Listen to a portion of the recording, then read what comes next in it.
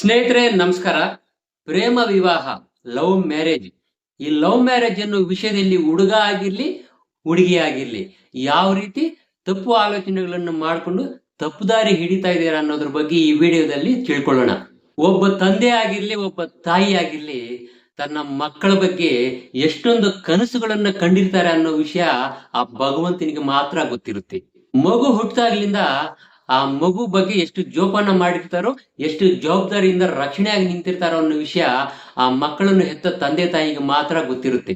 ತಾಯಿ ಅನ್ನೋಳು ತನ್ನ ಪ್ರಾಣವನ್ನು ಒತ್ತಿ ಇಟ್ಟು ಮಗುನ ಕಾಪಾಡಿರ್ತಾಳೆ. ಮಗು ಹುಟ್ಟುವ ಸಂದರ್ಭದಲ್ಲಿ ತಾನು ಸತ್ತೋಗ್ತಾ ಇದ್ದೀನಿ ಅಂತ ಗೊತ್ತಿದ್ರು ಸಹ ನಾನು ಸತ್ತೋದ್ರೂ ಪರವಾಗಿಲ್ಲ, ನನ್ನ ಮಗು ಮಾತ್ರ ಬದುಕಬೇಕು, ಹೊರ ಪ್ರಪಂಚಕ್ಕೆ ಬರ್ಬೇಕು ಅಂತ ತ್ಯಾಗ ಮಾಡಿರ್ತಾಳೆ ಆ ತಾಯಿ ಕರುಣಾಮಯಿ. ತನ್ನ ಮಗು ಏನ್ ಕೇಳಿದ್ರು ಇಲ್ಲ ಅಂತ ಹೇಳ್ದೆ ಕೇಳಿದ್ದೆಲ್ಲ ಕೊಡಿಸ್ತಾರೆ. ತನ್ನ ಮಗುವಿನ ಸಂತೋಷಕ್ಕಾಗಿ ಅವರ ಸಂತೋಷವನ್ನು ಬೇಕಾದ್ರೂ ತ್ಯಾಗ ಮಾಡುವಂತ ನಿಸ್ವಾರ್ಥ ಜೀವಿಗಳು ತಂದೆ ತಾಯಿಯರು. ತನ್ನ ಮಗು ಏನಾದ್ರೂ ಒಂದು ವಸ್ತು ಕೇಳಿದ್ರೆ ಆ ವಸ್ತುಗೋಸ್ಕರ 5 ಅಂಗಡಿ ಇಲ್ಲ 10 ಅಂಗಡಿ ತಿರುಗಾಡಿ ಕಷ್ಟಪಟ್ಟು ಬೇಕಾದನ್ನ ಬೆಸ್ಟ್ ಆಗಿರೋದನ್ನ ತಂದು ಕೊಡ್ತಾರೆ. ತನ್ನ ಮಕ್ಕಳನ್ನು ಚೆನ್ನಾಗಿ ಓದಿಸ್ಬೇಕು, ಒಳ್ಳೆ ಕೆಲಸ ಸಿಗಬೇಕು, ಒಳ್ಳೆ ಸಂಬಳ ಬಂದು ಅವ್ರಿಗೆ ಮದುವೆ ಆಗಿ ಮಕ್ಕಳಾಗಿ ಅವ್ರ ಜೊತೆ ಅವ್ರು ಸಂತೋಷವಾಗಿರ್ಬೇಕು, ಆ ಮೊಮ್ಮಕ್ಕಳ ಜೊತೆ ಅವರು ಆಟ ಆಡ್ಕೊಳ್ತಾ ಸಂತೋಷವಾಗಿ ಖುಷಿಯಾಗಿರ್ಬೇಕು ಅಂತ ಒಂದು ಒಳ್ಳೆ ಸುಂದರವಾದ ಕನಸನ್ನ ಕಟ್ಕೊಂಡಿರ್ತಾರೆ ಆ ತಂದೆ ತಾಯಿಯರು. ತನ್ನ ಮಕ್ಕಳನ್ನು ಚಿಕ್ಕವರಿಂದ ದೊಡ್ಡವರಾಗಿ ಬೆಳೆಯುವ ತನಕ ಅವ್ರಿಗೆ ಏನ್ ಬೇಕು ಎಲ್ಲ ತಂದುಕೊಟ್ಟು ಅವ್ರ ಆಸೆಗಳನ್ನು ಪೂರೈಸಿಕೊಂಡು ತಂದೆ ತಾಯಿರು ಪಾಪ ಅವರಿಗೆ ವೈಯಕ್ತಿಕವಾಗಿ ಸಂಬಂಧಿಸಿದ ಆಸೆ ಆಕಾಂಕ್ಷೆಗಳನ್ನು ಅವರ ಸಂಬಂಧಿಸಿದ ಕನಸುಗಳನ್ನೆಲ್ಲ ಪಕ್ಕಕ್ಕೆ ಬಿಟ್ಟು ತನ್ನ ಮಕ್ಕಳ ಬಗ್ಗೆನೇ ಸದಾ ಯೋಚನೆ ಮಾಡ್ತಾ ಇರ್ತಾರೆ. ತನ್ನ ಮಕ್ಕಳಿಗೆ ಯಾವ್ದು ಒಳ್ಳೇದು ಯಾವ್ದು ಕೆಟ್ಟದ್ದು, ಏನ್ ಕೆಲಸ ಮಾಡ್ಬೇಕು ಏನ್ ಕೆಲಸ ಮಾಡಬಾರ್ದು, ಯಾವ ದಾರಿಯಲ್ಲಿ ಹೋಗ್ಬೇಕು ಯಾವ ದಾರಿಯಲ್ಲಿ ಹೋಗ್ಬಾರ್ದು, ಯಾವ ಸಂದರ್ಭದಲ್ಲಿ ಯಾರ ಹತ್ರ ಯಾವ ರೀತಿ ಮಾತಾಡ್ಬೇಕು ಅಂತ ಎಲ್ಲ ಅರ್ಥ ಆಗೋ ರೀತಿಯಲ್ಲಿ ತನ್ನ ಮಕ್ಕಳಿಗೆ ಹೇಳಿರ್ತಾರೆ. ಮಕ್ಕಳು ವಯಸ್ಸಿಗೆ ಬರೋವರೆಗೂ ತಂದೆ ತಾಯಿಯರು ಏನ್ ಹೇಳ್ತಾರೋ ಎಲ್ಲ ಕೇಳ್ತಾರೆ. ಅವ್ರ ಮಾತುಗಳಂದ್ರೆ ಸಿಹಿಯಾಗಿರ್ತವೆ. ಯಾವಾಗ ವಯಸ್ಸಿಗೆ ಬಂದು ತಿಳುವಳಿಕೆ ಅನ್ನೋದು ಬರುತ್ತೋ ಆವಾಗ ತಂದೆ ತಾಯಿಯರು ಏನ್ ಹೇಳಿದ್ರು ಅವ್ರಿಗೆ ಕಹಿಯಾಗೇ ಅನಿಸ್ತಾ ಇರುತ್ತೆ. ಅವ್ರ ಮಾತುಗಳಂದ್ರೆ ಇಡಿಸೋದಿಲ್ಲ. ಮಕ್ಕಳು ವಯಸ್ಸಿಗೆ ಬಂದ್ಮೇಲೆ ತಂದೆ ತಾಯಿಯರ ಅನುಮತಿ ಅವರ ಅಭಿಪ್ರಾಯ ಅನ್ನೋದು ಬೇಕಾಗಿಲ್ಲ, ಅವ್ರ ಮಾರ್ಗದರ್ಶನನೂ ಬೇಕಾಗಿಲ್ಲ. ಆ ಮಕ್ಕಳಿಗೆ ಏನ್ ಅನ್ಸುತ್ತೋ ಅದನ್ನೇ ಫಾಲೋ ಮಾಡ್ಕೊಂಡು ಅದರಂತೆ ಮಾಡ್ತಾ ಇರ್ತಾರೆ. ತಂದೆ ತಾಯಿ ಮಕ್ಕಳನ್ನ ವಿರೋಧಿಗಳನ್ನಾಗಿ ಮಾಡಿ ಬೇರೆ ಬೇರೆ ಮಾಡೋದಕ್ಕಂತ ಒಂದು ಇದೆಯಲ್ಲ, ಲವ್ ಮ್ಯಾರೇಜ್, ಪ್ರೇಮ ವಿವಾಹ. ಈ ಒಂದು ವಿಷಯದಲ್ಲಿ ಮಾತ್ರ ಮಕ್ಕಳು ತುಂಬಾ ತಪ್ಪು ಮಾಡ್ತಾ ಇದ್ದಾರೆ. ತಪ್ಪು ನಿರ್ಧಾರಗಳನ್ನು ತಗೊಂಡು ಒಳ್ಳೇದು ಯಾವ್ದು ಕೆಟ್ಟದ್ದು ಯಾವ್ದು ಅಂತ ಆಲೋಚನೆ ಮಾಡದೆ ಆ ತಂದೆ ತಾಯಿಯರಿಗೆ ಕೊಡಬಾರ್ದ ಶಿಕ್ಷೆಯನ್ನು ಕೊಟ್ಟು ಹೋಗ್ತಾ ಇದ್ದಾರೆ. ಲವ್ ಮಾಡಿದ್ಮೇಲೆ ಅವರವರ ತಂದೆ ತಾಯಿಯರು ಮದುವೆಗೆ ಏನಾದ್ರು ಒಪ್ಲಿಲ್ಲ ಅಂದ್ರೆ ಅವರನ್ನು ಎದುರಿಸಿ ಅವರ ಮನಸ್ಸಿಗೆ ನೋವನ್ನು ಉಂಟು ಮಾಡಿ ಓಡೋಗೋದು, ಓಡೋಗಿ ಕಳ್ಳ ವಿವಾಹ ಮಾಡ್ಕೊಳ್ಳೋದು. ಇದಕ್ಕೆ ಲವ್ ಮ್ಯಾರೇಜ್ ಅಂತ ಒಂದು ಹೆಸರು. ಮಕ್ಕಳು ಅವರ ಭವಿಷ್ಯದ ಬಗ್ಗೆ ಸರಿಯಾದ ಯೋಚನೆ ಇಲ್ಲದೆ, ಸರಿಯಾದ ತಿಳುವಳಿಕೆ ಇಲ್ಲದೆ, ಅಡಿಪಾಯ ಇಲ್ಲದೆ ಮನೆ ಕಟ್ಟಬೇಕು ಅನ್ನೋ ಆಲೋಚನೆ ಮಕ್ಕಳದು.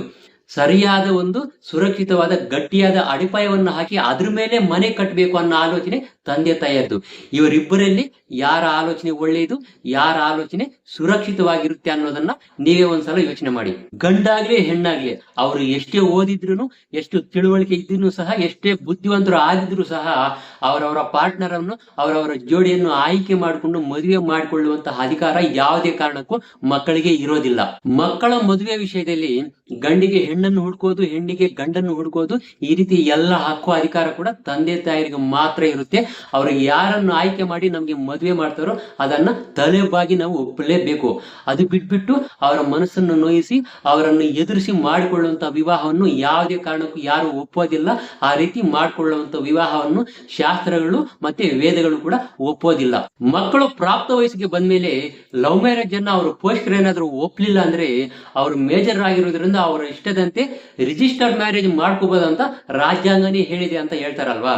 ಮಕ್ಕಳು ಏನೇ ತಪ್ಪು ಮಾಡಿದ್ರು ಅದರ ಪೂರ್ತಿ ಜವಾಬ್ದಾರಿ ತಂದೆ ತಾಯಿರದೇ ಅಂತ ಹೇಳ್ತಾರೆ. ಆದ್ರೆ ತಂದೆ ತಾಯಿಗೆ ಇಷ್ಟ ಇಲ್ಲ ಅಂದ್ರೂ ಅವರ ಮನಸ್ಸನ್ನು ನೋಯಿಸಿ ಅವರ ಅಭಿಪ್ರಾಯವನ್ನು ಲೆಕ್ಕಿಸದೆ ವಿರುದ್ಧವಾಗಿ ಮಾಡಿಕೊಳ್ಳುವಂತಹ ಒಂದು ಪ್ರೇಮ ವಿವಾಹ ವಿಷಯದಲ್ಲಿ ಆಗುತ್ತಿರುವ ತಪ್ಪುಗಳಿಗೆ ಕಾರಣ ಯಾರು? ಪ್ರೇಮ ವಿವಾಹದಲ್ಲಿ ಪ್ರೇಮಿಗಳ ಮಾತುಗಳನ್ನು ಲೆಕ್ಕಕ್ಕೆ ತಗೊಂಡು ತಂದೆ ತಾಯಿರ ಮಾತುಗಳನ್ನು ಲೆಕ್ಕಕ್ಕೆ ತಗೊಳ್ಳದೆ ಮಾಡುತ್ತಿರುವಂತಹ ಒಂದು ಪ್ರೇಮ ವಿವಾಹ ವಿಷಯದಲ್ಲಿ ತಂದೆ ತಾಯರಿಗೆ ಆಗುತ್ತಿರುವಂತಹ ಒಂದು ಅನ್ಯಾಯದ ಬಗ್ಗೆ ರಾಜ್ಯಾಂಗದಲ್ಲಾಗ್ಲಿ ನ್ಯಾಯಾಂಗದಲ್ಲಾಗ್ಲಿ ಏನು ಹೇಳಿಲ್ವಾ? ಪೋಷಕರ ಆಲೋಚನೆಗೆ, ಪೋಷಕರ ನೋವಿಗೆ, ಪೋಷಕರ ದುಃಖಕ್ಕೆ ಬೆಲೆನೇ ಇಲ್ವಾ?